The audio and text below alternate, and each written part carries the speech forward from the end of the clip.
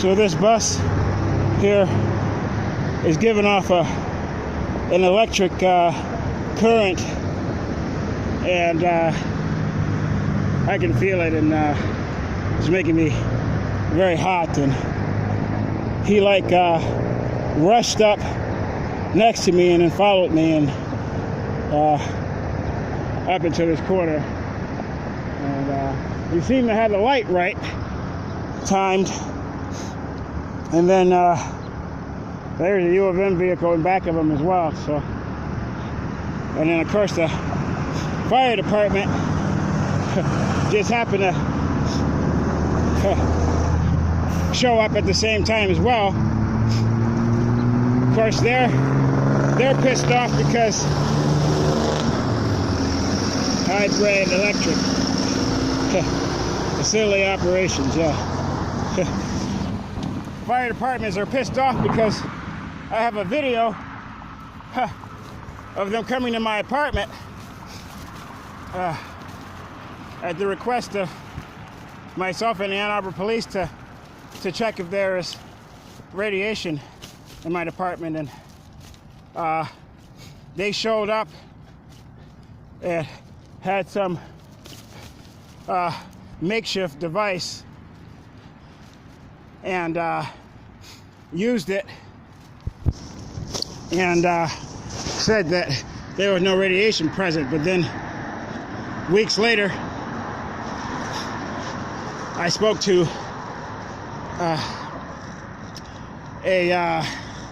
well, let me see, I believe he was a captain or you know, a lieutenant of training for the firefighters, and he confirmed that firefighters do not have access to hazmat equipment. That is something for the hazmat team through the Washington County agency. So, you know, I posted it on Facebook, and it seems like they've been harassing me ever since. You know, I can't tell you how many times they seem to be following me or coming out of nowhere with the sirens on, and then as soon as they get so far away, they turn them off. So naturally, they would have motive to have an issue with me. So, and of course, I just released a video recently of my observation of my condition, in which appears to be consistently, intermittently how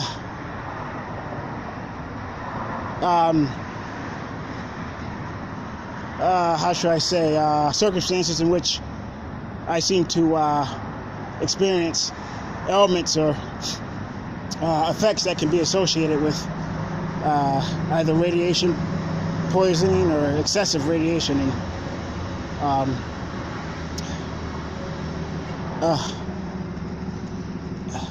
I mean, I've explained it in other videos, but basically I attract electricity, and I attract radio frequency radiation from Wi-Fi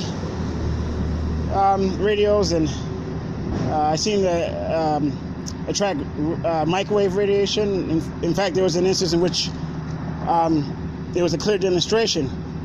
I put my hand close to a microwave door as it was operating, and the heat was being drawn from the microwave. And I believe this has something to do with my ex-roommate Alexander Raskine of the University of Michigan Metabolomics Corps, Kellogg's Eye Institute, putting a substance or various substances in my shoes. I've made a police report about it, and perhaps I will attach it to this video when I upload it. I've also had weird experiences at the University of Michigan Emergency Room Hospital, so in which they seem to recklessly make failed attempts at using a needle to inject in my veins for a IV, and it seemed like there's this one nurse named Hussein on occasion. He seemed to be digging in my vein with a needle, and I had considerable swelling in that area for about a week, and bruising, which is unusual. So I don't know if he planted something in my vein or what. And then in the distant past, I got service at the University of Michigan Dental School, and it seemed like, well, it was supposed to be a root canal, and the last stage that I finished off with, they implanted something in the crevice of my tooth, and then they sealed it, with I don't know what the name of that substance is, but they sealed it, and then I was supposed to go back and get a crown, but I had financial trouble at the time, and basically they sent me a notice saying that if I didn't pay by a certain time, that I could never go back to the School of Dentistry for services. So I was intimidated by that, and I didn't go back. So I don't know if that has something to do with it, what could have been left in my tooth.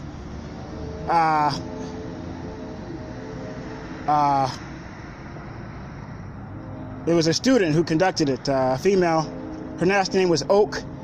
She was of Indian descent and Virgo. She seemed to be very meticulous with her work, but the only thing I've ever read on the internet that remotely seems to be associated with the symptoms that I have been experiencing is people complaining about having implants in their teeth and other parts of their body, but primarily in their teeth. So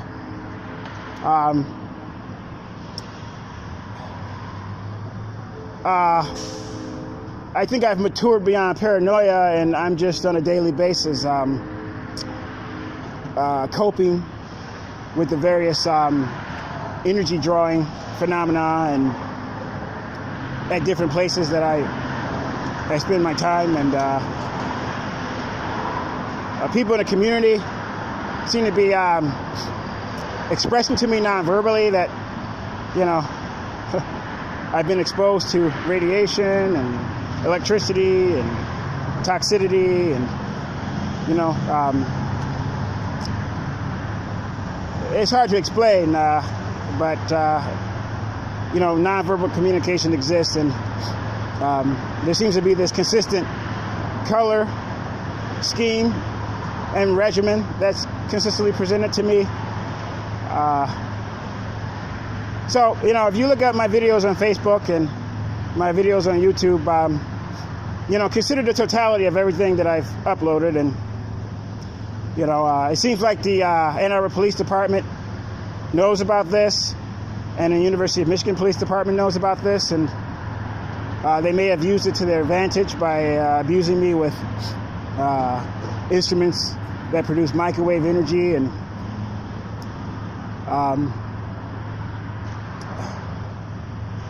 I've made complaints. See, that's an example right there. You may have heard twice 2 people come up near me and shake keys. That means, I'm right, or I'm onto something. I've been sensitized to this, so I'm not making it up, and I'm not delusional, and I'm not psychotic as the University of Michigan health system would like to characterize me as being. So,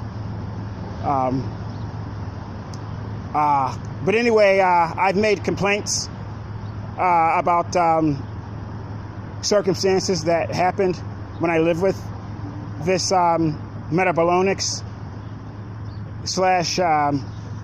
/ computer programming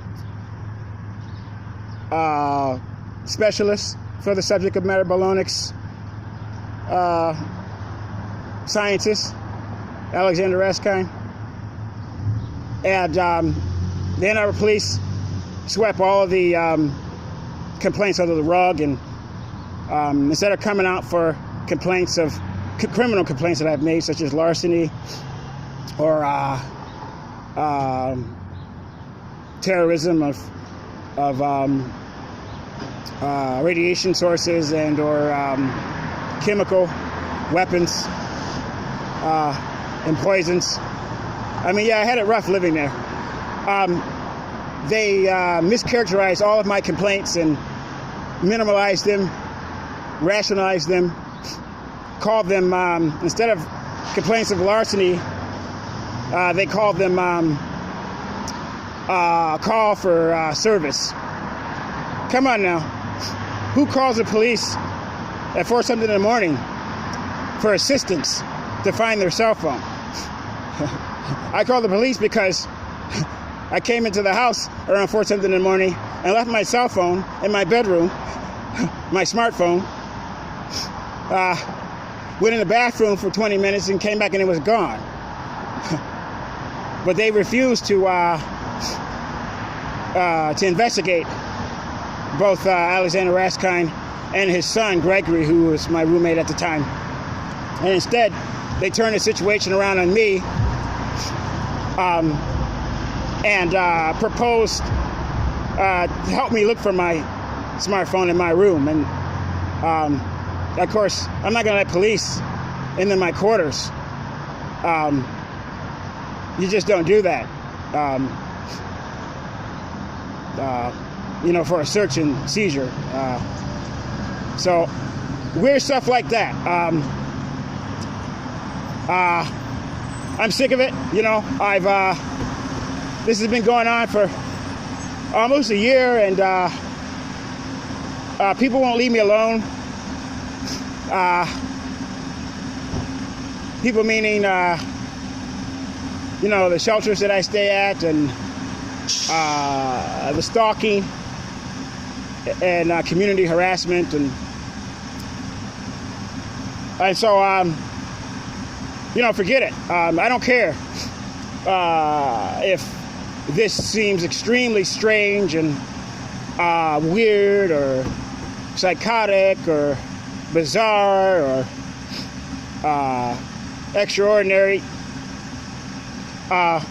Nothing else that I've attempted to do seems to stop this, and the energy, radiation, electricity attack seems to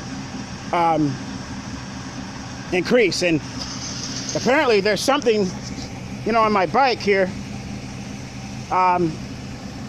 that induces it to retain an electric current, I believe. And I had a bike before this. Same thing happened. There was some strange chemical substances that I found on it, and it actually burned me on my leg, and I have pictures of that and uploads of that on my Facebook. So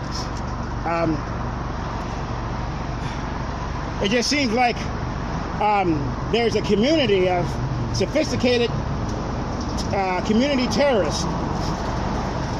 I know that sounds like a big phrase and a big term to use, but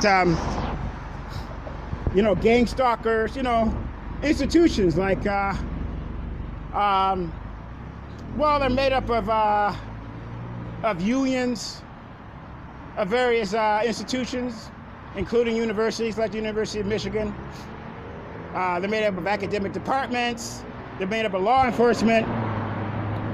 They're made up of sympathizers and friends and family members of law enforcement. And because I've filed for complaints against Ann Arbor Police Department officers,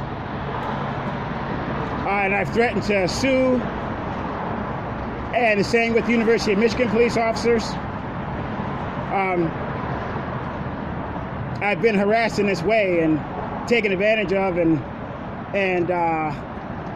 attacked and abused with energy circumstances. I don't know if there's some type of radioactive chemical in my system, or if there's some type of radioactive metals in my system, or if it's just heavy metals in my system, like silver or copper, or people in the community seem to suggest these metals.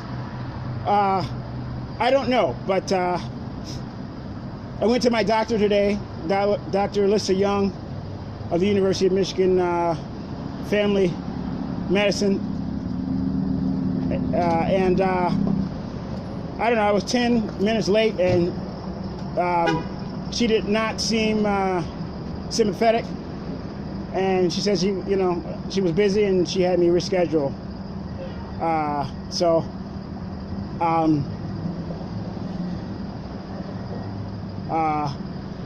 Seems like I've had consistent elevated liver enzymes now for more than a year, and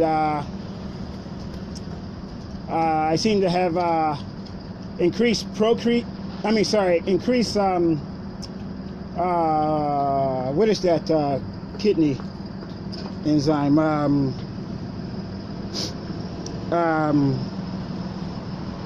Oh, what is that called?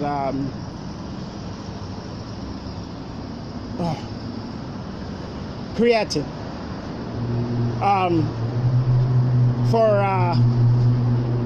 For a year or more, and my doctor, primary doctor, Alyssa Young, she's never prescribed me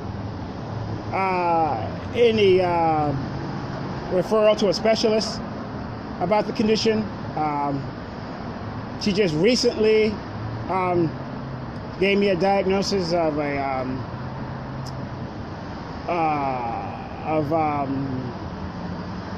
moderate liver condition without a follow-up referral to a specialist about it. So I guess I'm going to take a proactive position the next time I see her and request that she write me these referrals to all these different specialists for my organs, just including my blood, because I seem to also have a low red blood count, which is suggestive of anemia, but the cause of it can be a number of things. So, but I've trusted her. I mean, she's a professor as well at the University of Michigan, so I've trusted her credentials and her expressed interest in my health to monitor my condition. But given the case that I've been experiencing these symptoms, in addition to the lab results, I'm concerned now, and I question more specifically now an interpretation of my lab works and the need for more specialized diagnostics. So anyway, just got off work, and